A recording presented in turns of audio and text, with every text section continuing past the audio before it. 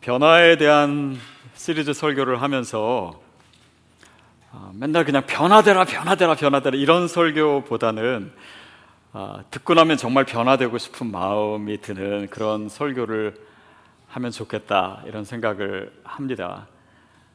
근데 제가 그렇게 생각한다고 해서 그런 설교를 할 수 있는 건 아니에요. 뭐 설교도 그렇고 목회도 그렇고 또 제 삶의 많은 부분에서 제가 기대하고 또 원하는 모습이 있지만 그렇지 못할 때가, 거기에 미치지 못할 때가 참 많습니다. 실수하기도 하고 또 과거의 나의 삶에 있었던 힘든 경험이 아직도 나를 괴롭히는 것들도 있고, 그래서 우리가 기대만큼 살 수 없는 가운데 나는 부족하다, 나는 연약하다, 또 내가 정말 원하는 삶은 이게 아닌데 이렇게 생각할 때도 있습니다. 또 뭐 우리 삶에 그냥 크고 작은 실수들도 많이 있게 되죠. 여러분 중에는 혹시 이렇게 식당에서 그 계산하시고 나오실 때 크레딧 카드 놔두고 오신 적 있는 분들 좀 막 계십니까? 제가 보기에 두 분은 절대 그런 일 없을 것 같아요. 저밖에 없나요? 예, 꽤 많으신 것 같아요. 또 어떤 게 있을까요? 뭐 예를 들면 비 올 때 우산 가지고 가면 늘 잃어버리고 오시는 분들, 뭐 캘리포니아 뭐 비는 많이 안 오지만 또 골프 치러 가가지고 아예 클럽을 놓고 오시는 분들도 계시더라고요. 그런 분 계십니까? 그런 분은 없습니까? 1부 때는 몇 분 계시던데, 예, 저기도 계시고. 그래도 여러분은 그 캠핑 갈 때 텐트 안 가져가고 그러질 않으시잖아요. 그러니까 제가 최고인 것 같아요. 근데 뭐 이런 정도의 실수야 뭐 일상적일 수 있고 또 뭐 이렇게 쉽게 나눌 수도 있는데, 진짜 나누기 힘든 우리의 인생의 부분들이 있습니다. 내가 가지고 있는 깊은 열등감, 그리고 과거의 내 삶에 있었던 정말 기억조차 하고 싶지 않은 그런 것들, 또 지금 내 안에 있는 그런 두려움, 또 슬픔, 또 내 자신에게 실망하는 그 어떤 것들, 뭐 이런 모든 것들이 사실은 우리 안에 늘 존재하고 있고, 또 의식하든 의식하지 않든 우리 삶에 중요하지만 사실은 이거를 나눌 만한 사람이 별로 없다거나, 아니면 나는 그것을 생각하고 싶지도 않기 때문에 꺼내는 것조차 부담스러울 때도 많습니다. 그것이 우리의 약함이에요. 또 취약함이라고 볼 수 있습니다. 오늘 이제 설교 제목이 약함을 자랑한다는 것인데요. 우리 이 시간을 통해서 우리의 스스로, 또 오늘 말씀을 통해서 우리의 연약함의 자리를 다시금 생각하게 되기를 바랍니다. 이것이 쉽지 않아요. 그러나 반드시 이겨내야 되는 것이기도 합니다. 오늘 본문의 맥락을 먼저 보면요, 사도 바울이 자기가 환상과 계시를 굉장히 하나님으로부터 많이 받았다, 뭐 이런 얘기로부터 시작합니다. 그래서 세 번째 하늘에 갔다, 뭐 3층 천에 갔다. 그것은 사실 신앙인으로서는 아무나 경험할 수 없는 굉장히 큰 사건이기 때문에 영적으로 뭔가 우월감을 가질 수도 있는 그런 일들입니다. 그래서 하나님이 나에게 굉장히 많은 계시를 주셨다. 근데 그렇게 얘기한 다음에 5절에 가서는 그러나 나는 약한 것들 외에는 자랑하지 않겠다, 이렇게 얘기합니다. 근데 제가 보기에는 앞에서 다 자랑한 것 같은데 이제 자랑하지 않겠다라고 하고, 그렇지만 내가 하는 말은 거짓이 아니다, 참말이다. 그리고 내가 이런 걸 얘기할 경우에 사람들이 나를 지나치게 높게 생각할까 봐 자랑하지 않겠다. 그러면서 이제 육체의 가시 얘기를 꺼내요. 뭐 사도 바울이 여러 가지로 또 질병도 있었고 힘든 것이 있었죠. 근데 그것을 주님께 고쳐달라고 3번이나 간구했지만 하나님께서 고쳐주시지 않으시고, 그때 하신 말씀이 뭐냐면 내 은혜가 내게 족하도다, 이는 내 능력이 약한 데서 온전하여 지민이라 하신지라, 이렇게 말씀하셨어요. 그러니까 사도 바울의 기도에 하나님 금방 응답해 주시지 않으신 거죠. 그 질병을 갖고 살고 그 연약함을 말하자면 늘 끼고 살아야 되는 상황이었습니다. 근데 그때 그 음성을 듣고 사도 바울의 반응을 보십시오. 어떻게 반응하냐면 도리어 크게 기뻐함으로, 내가 도리어 크게 기뻐함으로. 아니, 지금 기도가 응답된 것도 아니고 나의 연약함, 내가 부끄러운 것, 내가 정말 드러내고 싶지 않은 그것이 그 자리에 계속 있는데 내가 오히려 확보한다. 그리고 고백하기는 나의 여러 약한 것들에 대하여 자랑한다. 그리고 주님께서 얘기하셨듯이 그 능력이, 그리스도의 능력이 내 약함을 통해서 내 안에 머물기 때문이다. 이렇게 고백하고 있습니다. 이것이 어떻게 우리의 고백이 될 수 있을까요? 그리고 그 말 가운데 담겨진 의미와 또 비밀은 무엇일까요? 사람은 보통 약해 보이지 않으려고 합니다. 그렇죠? 그래서 일부러 자세도 좀 피우고 어깨에 힘도 주고, 그래도 안 되면 어깨에 뽕을 넣던지 하고, 좀 더 키도 커 보이게 하려고 하고, 높은 신발을 신기도 하고, 또 뭐 일부러 좀 무리해서 큰 집을 사기도 하고, 좋은 자동차를 사기도 하고, 뭔가 좀 있어 보이려고 하고, 내 실체보다는 뭔가 더 낫고 좋고 또 강해 보이려고 하는 것이 우리의 마음입니다. 대부분의 사람들이 그 길을 가요. 또 뭐 유명한 사람들 조금이라도 연결되면은 뭔가 그 사람들 이름 대면서 나도 뭔가 지금 내 상황보다는 조금 더 높은 데 있는 것처럼 나 스스로 생각하려고 하고, 다른 사람에게 인식시키려고 하고, 뭐 이런 것들이 있습니다. 그런데 여러분, 가만히 보면 우리가 내 진짜 자신을 숨기고 겉으로 강하고 또 더 나은 척 하면 할수록 사실은 내 빈곤이 더 드러날 수밖에 없습니다. 그것이 잘 감춰지지가 않아요. 그리고 다른 사람의 약점도 그런 식으로 보이기도 합니다. 근데 왜 숨기느냐? 왜 가리고 싶은가? 왜 우리는 좀 더 나은 사람처럼, 또 있는 사람처럼 보이려고 하는가? 왜냐하면 그렇게 해야지, 감춰야지 인정받을 수 있다고 생각하기 때문에, 그래야지 사랑받을 수 있다고 생각하기 때문에. 그러나 여러분, 실체는 사실 그 반대입니다. 내가 있는 척 할수록요, 진짜 나를 보여주기가 어렵고, 그럴수록 다른 사람의 인정과 사랑을 받기가 더 어려워져요. 그것이 비극적인 순환입니다. 오히려 내 약점을 드러내고, 나의 허물을 드러내고, 나의 아픔과 슬픔과 나의 상실감과 나의 고통을 나눌 때 오히려 사람들과 더 연결되고, 사람들에게 인정받을 수도 있고, 오히려 더 사랑받을 수 있습니다. 단지 나에게만, 다른 사람에게만 숨기려고 하는 것이 아니라, 사실 우리는 나 스스로부터도 숨을 때가 많아요. 나의 추악한 실체를 보고 싶어 하지 않고, 그러다 보면 내 삶도 더 외로워집니다. 그러나 어느 순간 내 모습이 드러날 때, 어느 순간 그냥 나의 약점을 나 있는 그대로 받아들일 때, 그리고 다른 사람에게 보여줄 때, 다른 사람은 나에게 대해서 편안함을 느껴요. 어느 책 보니까 그런 얘기 있더라고요. 키가 크면 다른 사람들이 오히려 위압감을 느끼는데, 키가 작은 사람은 다른 사람이 편안하게 느낀대요. 사람들이 저를 보고 좀 불편해하는 이유를 제가 알았어요. 근데 우리의 키뿐만 아니라요, 부족한 것이 있으면은 그것을 드러냄으로 동시에 오히려 다른 사람을 받아들일 수 있는 룸도 생기고, 그리고 그들을 이해할 수도 있고, 또 그들도 내 앞에 더 가까이 다가올 수 있는 그런 길들이 열리기 시작합니다. 아마 여러분도 보셨는지 모르겠는데요, 굉장히 유명한 테드 영상 중에 The Power of Vulnerability라고 하는 영상이 있습니다. 이게 뭐 여태까지 테드 영상 중에 뭐 조회수가 아마 상위 매두에 랭크되어 있는 정도로 유명한 영상이에요. 근데 여기서 얘기하는 건 뭐냐면, 여기 나오는 한 그 심리학자죠. 그 휴스턴의 이 대학의 심리학 연구소에서 10년 동안 연구를 한 거예요. 근데 크게 두 그룹으로 나눕니다. 어떤 그룹이냐면, 자기 자신에 대해서 가치 있다고 여기는 사람들의 그룹과, 또 한 그룹은 나는 가치 없어, 나는 부족해, 난 자존감이 낮은 그런 그룹들을 모았어요. 그리고 그 차이를 연구한 거예요.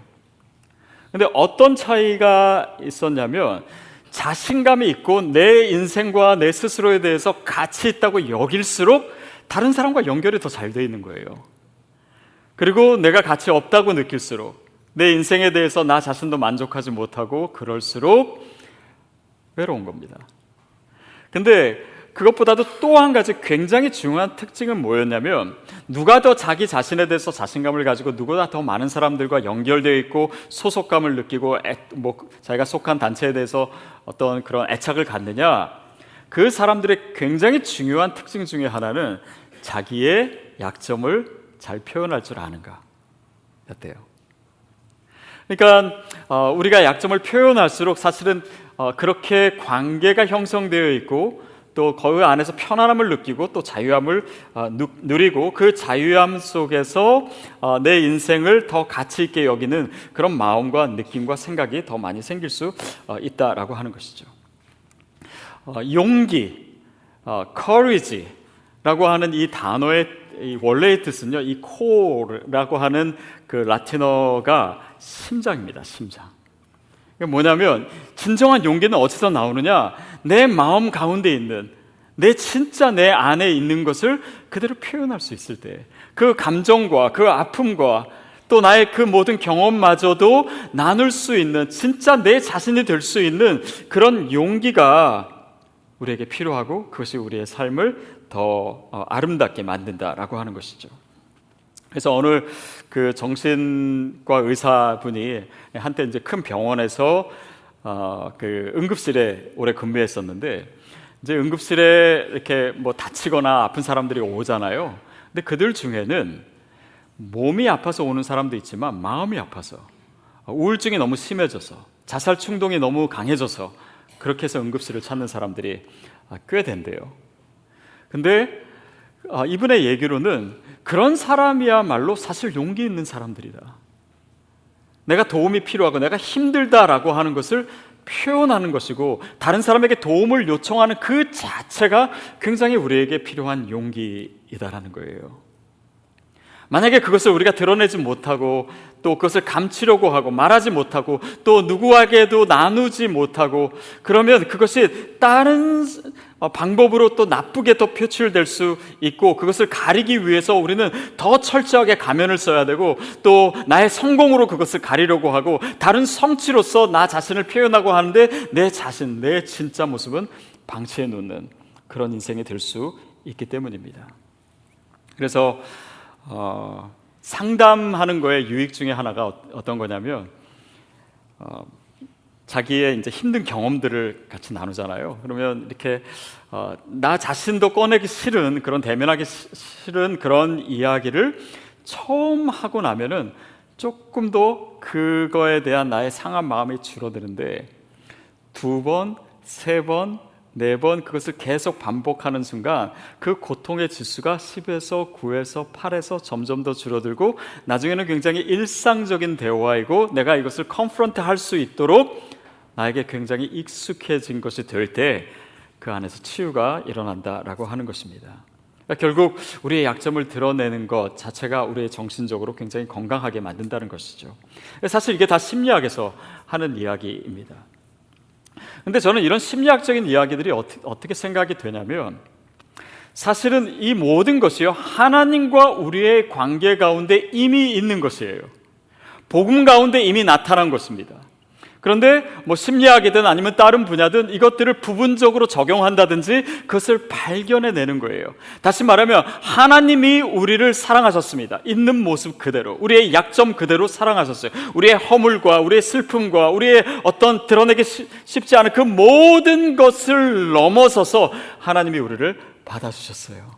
그것이 복음 아닙니까?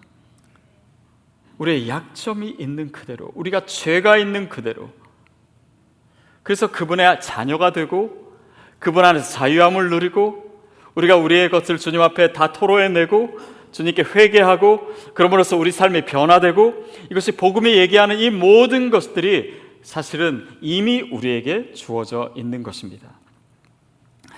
하나님께 자신을 내보이는 것, 여러분, 저는 그것이 하나님과의 관계에서 가장 핵심적인 것이 아닐까 싶어요. 그래서 에브라함 헤셀이라고 하는 한 유대인 랍비는 이런 표현을 던져줍니다. 같이 한번 읽어볼까요? 하나님을 볼 수는 없지만 하나님께 우리를 보여드릴 수 있다. 우리가 하나님 볼 수는 없습니다. 그러나 하나님께 우리를 보여드릴 수는 있어요. 물론 하나님은 우리의 패부까지 다 살피시는 분이십니다. 그러나 내가 주님 앞에 적극적으로 나아가서 나의 감정과 나의 아픔과 나의 슬픔과 나의 수치를 주님 앞에 내어드리는 것, 이것이 하나님과의 친밀한 관계에 있어서 굉장히 중요한 것이에요. 왜냐하면 그분이 나를 받으신다라고 하는 그 믿음과 신뢰 안에서 더 주님께 가까이 가는 것이기 때문입니다. 하나님, 저는 사랑해야 되는 건 압니다. 그렇지만 제 마음에는 온통 미움과 분노로 가득 차 있습니다. 정말 하나님의 나라를 위해서 살아야 된다는 거 제가 압니다. 그러나 저에게 제 생각에 가득 차 있는 것은 돈밖에 없습니다. 제 안에는 어떤 행동을 해도 늘 이기심이 있습니다. 제 안에는 정말 독사처럼 꽈리를 틀고 있는 그런 욕망과 탐욕이 내 안에 가득 차 있습니다. 그런 부족한 모습까지 주님 앞에 내어놓는 거예요.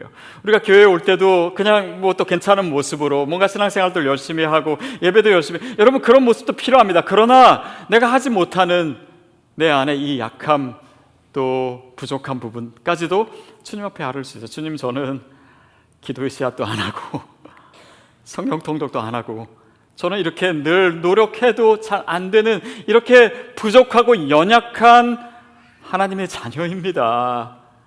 그러나 주님 앞에 나아가는 그 모습, 그 한 가지만으로도 하나님께서는 지금 내 안에서 일하고 계십니다. 그러니까 너무 좋아 보려고 하는 그 노력 자체가 우리의 진정한 모습과 멀어지면 멀어질수록 우리의 신앙의 진정성도 없어질 수 있다라고 하는 것이죠. 결국 이 신앙생활, 하나님께 내 자신을 내어 보이는 이 신앙은요, 그 정점이 우리의 기도에 있습니다. C.S. 루이스가 기도에 대해서 이렇게 표현하죠. 우리 같이 읽겠습니다. 기도는 우리 가운데 이루어져야 하는 어떤 것을 말하기보다 우리 안에 있는 것을 말하는 것이다. 우리는 꼭 나에게 없는 것을 하나님께 구해요. 그렇죠? 하나님, 난 이것도 없고 이게 필요하고, 그래서 하나님께 얻는 것, 물론 그것도 기도입니다. 그러나 더 진정한 기도는 나에게 있는 것을 주님께 아뢰는 거예요. 내 안에 있는 이 상실감을, 내 안에 있는 이 부끄러움을, 내 안에 있는 이 두려움을, 내 안에 있는 이 형편없는 모습들을 하나님께 아뢰는 것, 내 감정마저 숨기지 않고 주님께 표출하는 것, 그냥 주님 앞에 믿음이 있는 척이 아니라 서운한 일이 있으면 그 서운함도 표현하고, 짜증난 일이 있으면 짜증나는 것도 표현하고, 심지어는 이 시편의 기도들을 보면 하나님 앞에 이 감정들을 그대로 표현하고 유치하게 표현하고, 그 적나라한 표현까지 다 이 성경에 담고 있는 이유는 하나님이 우리에게 원하시는 기도의 모습이 바로 그런 것이기 때문입니다. 제가 사무엘 상하를 이제 묵상하면서 하나님께서 왜 사울을 선택하시지 않고 다윗을 선택하셨을까? 사울은 그나마 겉으로도 굉장히 화려하고 또 처음에는 굉장히 좋은 모습이었잖아요. 근데 다윗은 사실은 이새의 아들 중에서 가장 작은 아들이고 또 보잘것이 없었고 작았고, 그렇지만 하나님께서 그를 이스라엘의 가장 위대한 왕으로 만드셨어요.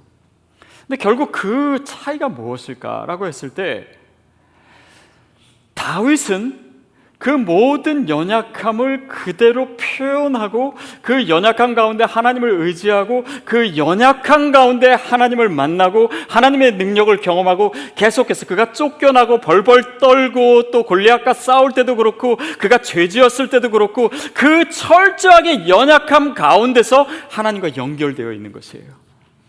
다시 말하면 우리가 우리의 연약함을 통해서 다른 사람과 연결될 수 있는 것처럼 우리의 연약함은 오히려 우리가 하나님과 연결될 수 있도록 하고, 하나님의 은혜를 간구하게 하고, 하나님의 능력을 기도하게 하고, 이 모든 것을 통해서 철저하게 하나님의 사람으로 남을 수 있도록 만든 것이 다윗의 연약함이었지 않나. 그래서 오늘 사도 바울이 나는 나의 연약함을 자랑한다, 그렇게 자랑할 수 있는 이유는 그리스도의 능력이 내 안에서 머물게 하려 함이니라. 그것이 오늘 우리가 가지고 있는 연약함이라면, 저와 여러분이 이 상황과 또 이 아픔과 이 연약함을 통해서 오늘 주님 앞에 더 가까이 나아갈 수 있음을 기억하십시오. 그래서 이 연약함을 오히려 축하할 수 있는 그런 믿음과 또 그런 용기가 우리에게 필요하지 않나 싶습니다. 작년에 제가 안식월을 가족을 데리고 과테말라에 갔었습니다. 거기서 선교사님 댁에 이제 머물면서 이제 뭐 선교지도 보고 또 사역도 같이 하고, 그러고 나서 이제 나머지 3일을 저희 가족들이랑 좀 여행을 해야 되겠다 해서 그쪽에 있는 이제 한 호텔을 잡고 거기서 이제 이동을 한 2시간 정도 했어야 됐어요. 근데 이제 가족끼리만 가야 되니까 저는 이제 과테말라에서 운전도 한 번도 안 해봤고, 그래서 이제 그 GPS를 가지고 거기 목적지를 찍고, 그리고 차를 이제 빌리고, 근데 그 차도 되게 좋은 차가 아니고, 그러니까 덜덜거리는, 이미 불이 몇 개 들어와 있는 그런 차였어요. 그래서 뭐 모르는 길을 가는 거기 때문에 이제 좀 긴장하는 마음으로 그렇게 길을 출발했습니다. 그래서 처음에는 이제 로밍을 안 했는데, 이제 GPS를 사용하려니까 이제 로밍을 신청을 해가지고 세팅을 하고 이제 지도가 이제 가리키는 대로 출발을 했어요. 처음에 출발을 했는데 이제 길을 따라갔습니다. 따라가다가 이쪽 길로 가야 되는데 제가 이게 긴가민가 해가지고 이렇게 잘못 갔어요. 그러면 다시 이제 그 길을 잡아줘야 되는데 이게 더 이상 되지가 않는 거예요. 이게 왜 안 됐냐면, GPS가 이제 인터넷이 연결된 줄 알았는데 그거는 처음에 와이파이로 연결됐던 거고, 실제로는 로밍이 제대로 세팅이 안 된 것이었습니다. 근데 이제 모르는 길에서 길을 잃어버리게 된 거예요. 그래서 그냥 대충 방향만 생각하고 저쪽으로 일단 집으로 돌아가야 되겠다 해서 이제 어디든 좌회전을 하든 유턴을 해가지고 돌아오려고 했는데 유턴하는 데가 안 나오는 거예요. 그래서 계속 가게 됐습니다. 그러니까 얼만큼 갔냐면 30분을 갔어요. 나중에 알게 된 사실인데 그 길에는 유턴하는 좌회전 길이 전혀 없는 길이더라고요. 그런 데도 있더라고요. 그래가지고 정말 저도 또 패닉에 빠지고, 또 화산 생각도 다시 나고, 우리는 왜 여행할 때마다 왜 이런 일이 생기냐, 뭐 이렇게 하고, 그러다가 근데 이게 뭐 길도 설만한데도 마땅치 않고, 그래가지고 한 30분을 정말 계속 가다가 할 수 없이 그냥 좀 쓸 수 있는데 일단 섰어요. 서가지고 뭘 했는데 뭐 방법이 없는 거예요. 다시 돌아갈 수도 없고, 너무 멀리 왔고, 이제는 방향마저 상실했고, 그래서 그냥 자포자기 심정으로 안 되겠다, 이제 스치는 생각에 한번 그 셀폰을 다시 껐다 켜야겠다 라고 해서 이제 껐어요. 끄고 다시 켰는데 그제서야 GPS가 연결되는 거예요. 여러분, 이런 상황이 사실은 보십시오. 아무것도 알지 못하는 상황이고, 그 지역도 알지 못하고, 운전도 처음 해보고, 차도 그렇게 튼튼한 차가 아니고, 아무것도 방향도 상실하고, 그러나 되게 열악함을, 또 연약함을 느낄 수밖에 없는 이 상황에서 하나님과 연결되는 것이 유일한 실마리. 여러분, 어쩌면 오늘 우리가 처한 상황이 내 능력으로는 할 수 없고 내 연약함만 철저하게 실감할 수밖에 없는 그런 상황일 수 있습니다. 그러나 그때 내가 가는 방향이, 내가 더 강해지고, 내가 더 말하자면 뭔가를 더 많이 가지고, 또 세상 사람들이 가는 그 길로만 갔을 때 과연 하나님께서 오늘 내 삶에 어떻게 개입하기를 원하실까? 여러분에게 마치 저에게 스쳐갔던 생각처럼 하나님께서 뭔가 내 삶에 바꾸려고 하시는 것이 있지 않을까? 변화시키려고 하는 부분이 있지 않을까? 그 부분이 어떻게 드러나냐면 이 열악한 상황이나 또 나의 무능력을 통해서 드러나는 거예요. 그 길로 계속 가서는 안 되기 때문에 하나님께서 일단은 멈추라고 하시고, 그리고 다시 나의 연약함을 통해서 하나님과 연결될 수 있는 기회를 주신 것입니다. 여러분, 만약에 우리가 그 기회를 놓친다면 우리는 또 그 길을 가야 되는 거예요. 약함을 감추고 이것을 통해서 하나님께서 나에게 주시고자 하시는 이 기회 또한 놓치고 그 길을 계속 가는 것입니다. 여러분에게 있어서 그것은 무엇입니까? 하나님과 우리가 다시 교신을 시작해야 되지 않을까요? 기도의 씨앗을 뿌려야 되지 않겠습니까?